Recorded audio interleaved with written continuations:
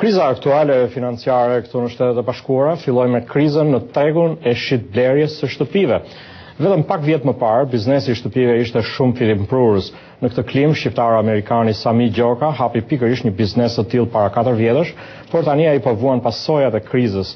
Kolegja Keida Kostreci bisedoi me zotin Gjoka në mjediset e firmës së tij pranë Washingtonit.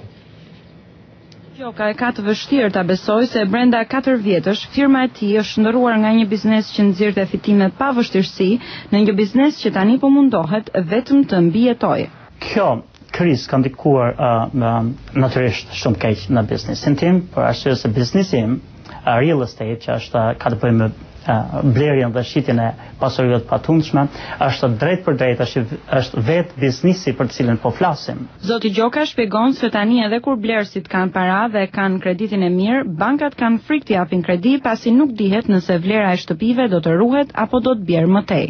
Të gjithë bankat kanë frikë të investojnë, kështu që po bien mundësitë e blerjes, që edhe në qoftë se njerëzit kanë dëshirë nuk mund të blejnë se s'mund të kenë paratë dhe kjo në ndikon tashtisht në biznesin tonë. Kompania e zotit Gjoka me aktivitet në veri të shtetit të Virginias në kufi me Washingtonin punëson rreth 300 agent që punojnë aty me kohë të plot ose e kanë biznesin e shitblerjes si dytësor krahas një pune tjetër. Vetëm para pak vjetësh blerja e një shtëpie konsiderohej një investim fitimprurës, duke pasur parasysh se vlera e shtëpisë shënonte vetëm rritje dhe marrja e huas ishte bërë shumë e lehtë. Darnell Horton bleu një shtëpi pranë qytetit të Atlantës dhe siç ndodhte rëndom në atë kohë që të kualifikohej, banka e lejoi atë të paguante vetëm interesin për shtëpinë. Huaja ishte rrezikshme, pasi pas disa vitesh interesi do të rritej dhe kur të fillonte të paguante edhe vlerën e shtëpisë, pagesa mujore do të ngrihej ndjeshëm. Por në kushtet e ngritjes së vazhdueshme të vlerës së shtëpive, problemi mbetej i fshehur.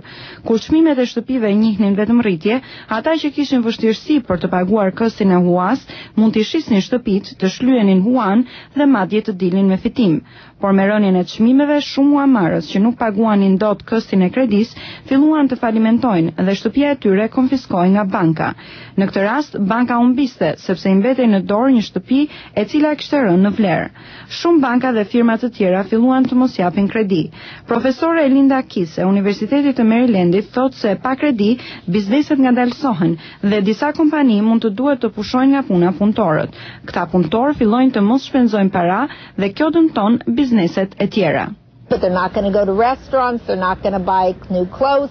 Those stores ata fillojnë të mos shkojnë në restorante apo të kenë rroba, kështu që këto biznese humbasin, shkurtojnë punëtor dhe kjo përhapet në të gjithë ekonominë. Ata që përkrajnë planin për $700 miliardë për të shpëtuar sistemin financiar, mendojnë se një plan i tillë për të blerë kredi të këqija do të rikthejë besimin, do të nxjisë kreditimin dhe do ta rivërë në funksionim ekonominë.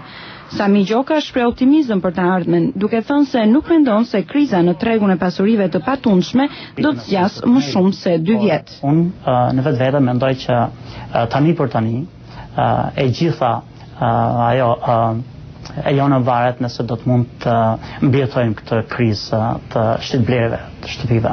Shenja të tilla që tregojnë se kjo shtëpi është për shitje janë për një pamje e zakonshme në rrugët e Amerikës që kur filloi kriza në tregun e shitblerjes së shtëpive. Por në fakt ato nuk simbolizojnë vetëm krizën në tregun financiar këtu në Shtetet e Bashkuara.